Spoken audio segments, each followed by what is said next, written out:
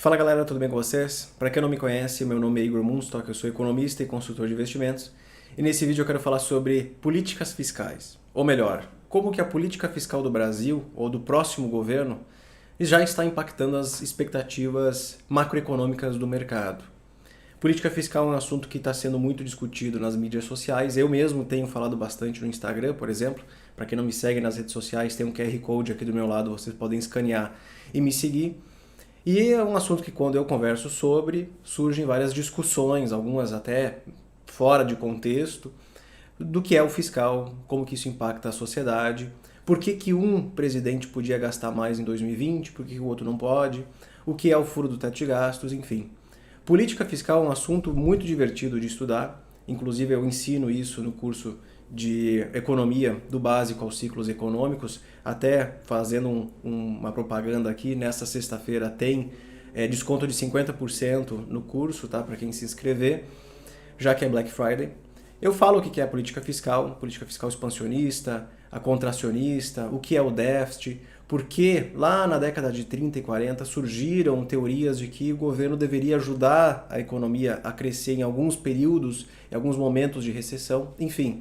Eu faço toda a abordagem do que é a política fiscal e quando ela deve ser utilizada. Nós estamos num momento bastante delicado no Brasil e no mundo, inflação elevada, taxas de juros cada vez mais altas, e quando isso acontece, qualquer irresponsabilidade fiscal gera consequências secundárias muito ruins para a economia, para a sociedade. O que eu tenho percebido de quem fala de fiscal comigo é que gostariam que tanto o ex-presidente quanto o futuro presidente tenham igualdade nas políticas fiscais. Isso é, ninguém pode furar teto de gastos. E se um furou, o outro também pode. Entretanto, em 2020, na recessão do Covid, se não tivesse tal do furo do teto de gastos, a injeção de recursos na economia, nós estaríamos muito mal nesse momento. A política fiscal expansionista, num ambiente de recessão, é muito boa para tirar a economia da recessão.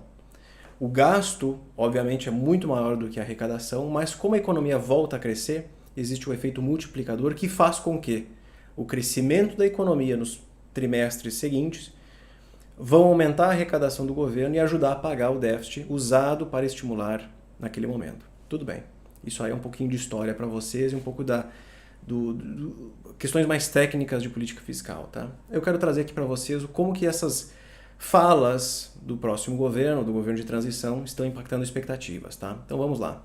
Mas antes, peço para vocês deixarem um like nesse vídeo, caso vocês gostem do conteúdo, inscrevam-se no canal e sem mais delongas vamos falar sobre impactos na macroeconomia brasileira. Política fiscal do governo em transição não está sendo bem digerida pelo mercado e pelos economistas. Economistas de esquerda, de direita, quem defendia o governo do presidente Lula já está expressando arrependimento em relação ao que está sendo implementado na política fiscal e econômica do Brasil.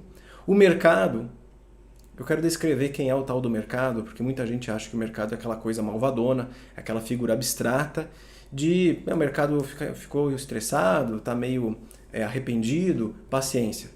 O mercado, que as pessoas se referem, é quem, em outras palavras, vai ter que comprar essa dívida do governo depois. O governo quer expandir o fiscal, quer gastar à toa. Tudo bem. Vamos gastar mais, alguém tem que financiar essa dívida. Esse déficit só vai ser financiado por dívida. Alguém tem que comprar esse negócio. E no caso, são os investidores no tal do mercado. Quando o governo quer expandir o fiscal, gastar muito dinheiro num ambiente difícil como esse, eles requerem mais prêmio de rentabilidade para poderem comprar esse ativo um pouco mais arriscado. Nesse ambiente, a expansão do fiscal causaria uma instabilidade fiscal, já que coloca em risco a trajetória da dívida do Brasil. Hoje, a relação dívida bruta com PIB está em torno de 77,1%, pode chegar a 100%, dependendo do que for feito nessa PEC de transição. Se garantirem um aumento de gastos para os próximos 4 anos, facilmente a dívida chega a 100% do PIB. E isso é super perigoso para o Brasil. Inclusive, esse gasto ele quase chega a 1 trilhão de reais, que é o equivalente ao que os cofres estão poupando com a reforma da Previdência. Ou seja, é o equivalente a colocar a reforma da Previdência no lixo. Isso coloca em risco a nota de crédito, a nota de risco do Brasil, tá? da dívida soberana do governo brasileiro. Isso vai gerar mais inflação e vai manter a taxa de juros mais alta por mais tempo. Duas consequências péssimas para a sociedade, principalmente para os mais pobres. Por isso que essa é uma política que, tudo bem, num primeiro momento vai ajudar os mais pobres? Acredito que sim. Você vai distribuir recursos para aqueles que não têm tantos recursos disponíveis.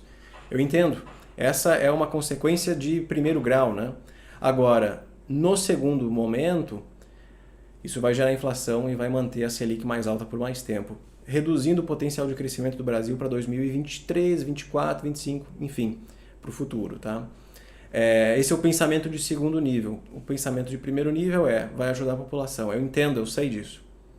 Em segundo nível, isso vai causar inflação e menos crescimento do Brasil. Menos crescimento acaba afetando o desemprego tende a aumentar e provavelmente mais impostos, né? Já que o governo ele é contra privatizações, ele é a favor do aumento do tamanho do Estado e o tamanho do Estado hoje já é muito grande para o quanto ele arrecada, a saída seria aumentar impostos, tá? E eu acho que aumentar impostos nesse momento é péssimo para o desenvolvimento do Brasil. Uma expansão fiscal de aproximadamente 200 bilhões, independentemente do prazo, tá? Obviamente, quanto maior o prazo, pior para a economia, colocou os investidores em alerta, né? Relação dólar e real descolou do mundo, enquanto que o dólar no mundo caiu muito forte nas últimas 2 semanas, o real brasileiro não se apreciou, ele só se depreciou, então estávamos na contramão do mundo, mas na contramão ruim. E a curva de juros, que é esse gráfico que está na minha tela, está completamente desfigurada, né? O mercado precifica inclusive altas da Selic para o ano que vem, tá?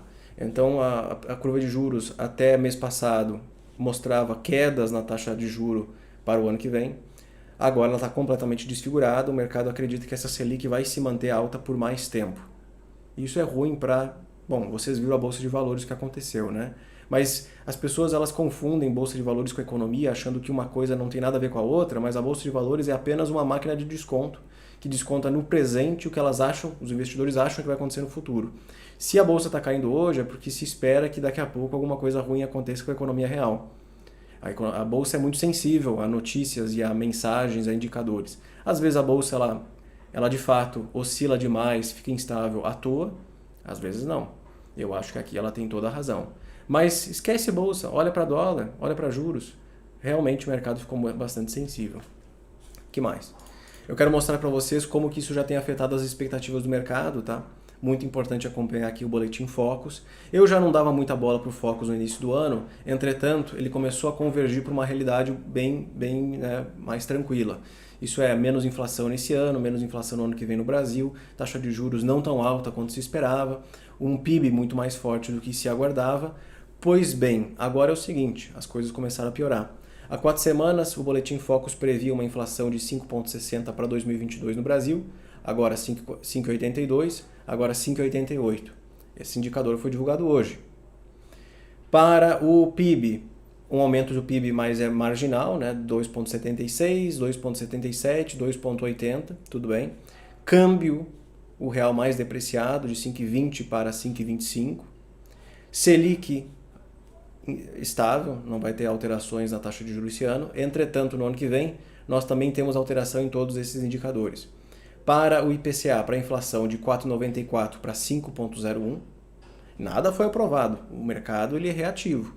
Ele está olhando para as informações, para as notícias e começando a pegar expectativas e colocar dentro dos seus cálculos, tá?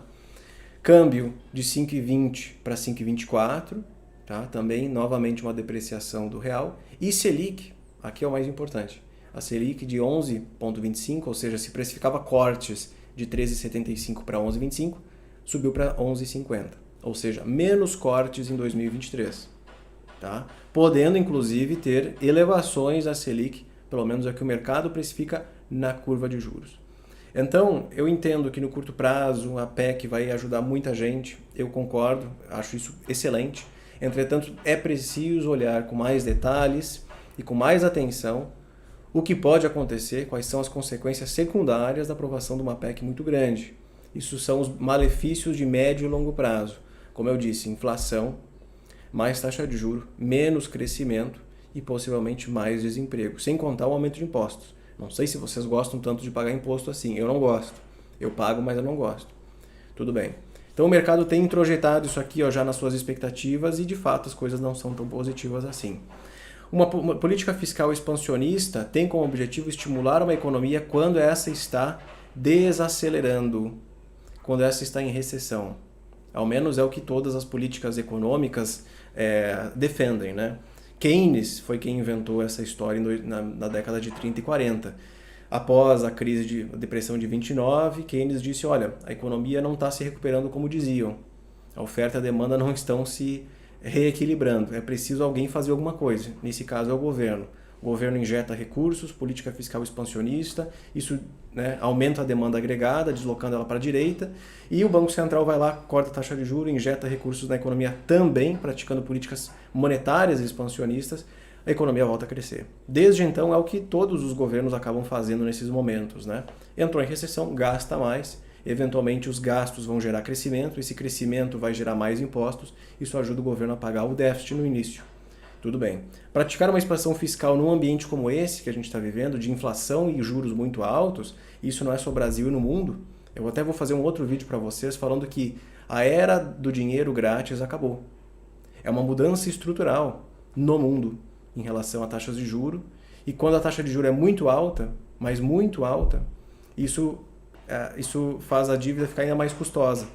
Faz a dívida ficar ainda mais cara. É preciso ter responsabilidade fiscal num ambiente em que a taxa de juro é elevada. Então tem que ter muito cuidado com isso, tá? O risco fiscal se refere à incapacidade do governo pagar a sua dívida, elevando o risco de calote e o prêmio para investir em títulos públicos federais. É isso que a gente está falando de mercados, né? O mercado reagiu tão mal porque, gastando mais, isso coloca um risco na capacidade do governo pagar a dívida, isso aumenta o risco de calote. Vocês viram o CDS do Brasil aumentando na semana passada, embora esteja ainda bastante estável. Semana passada ele aumentou bastante, voltou a cair. Está todo mundo esperando saber qual vai ser o tamanho dessa PEC, né? Existe um protocolo aí de uma PEC mais magrinha, de 70 bilhões de reais. Eu não sei se vai ser de 70, o mercado está aí lendo informações que variam entre 70 e 200. Quanto mais, pior para a macroeconomia brasileira, tá? Então essa é a minha opinião sobre fiscal. Assim, falar de fiscal com quem nunca aprendeu sobre fiscal, nunca avaliou uma conta, nunca fez um cálculo, nunca olhou, nunca estudou, não tem histórico na cabeça dos indicadores fiscais do Brasil, é muito complicado. É isso que eu tenho percebido nas redes sociais. Eu tento abordar esse assunto, mas quem nunca nem sabe o que é fiscal acaba comentando sobre e me xingando, inclusive, quando que, olha, calma aí, eu não estou puxando o saco de nenhum político. A diferença é, eu entendo que as pessoas queiram um tratamento mais igual entre Jair Bolsonaro e Lula.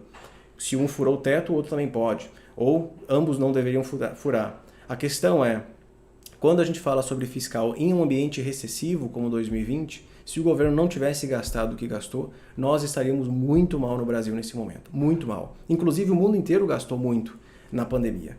A expansão fiscal e monetária naquela época foi muito grande. Entretanto, agora o cenário é diferente. O cenário não é mais recessivo.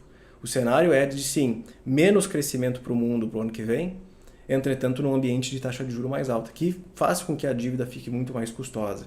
É preciso ter responsabilidade fiscal nesse momento.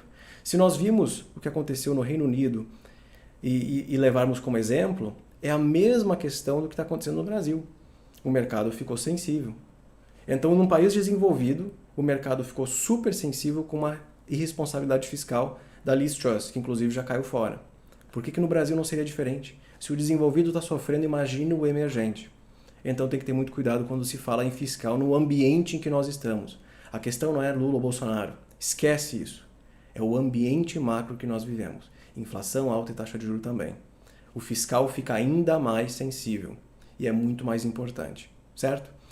Agradeço a participação de todos vocês. Muito obrigado por assistirem esse vídeo. Deixem um like aqui nele também. Inscrevam-se no canal e até o próximo vídeo.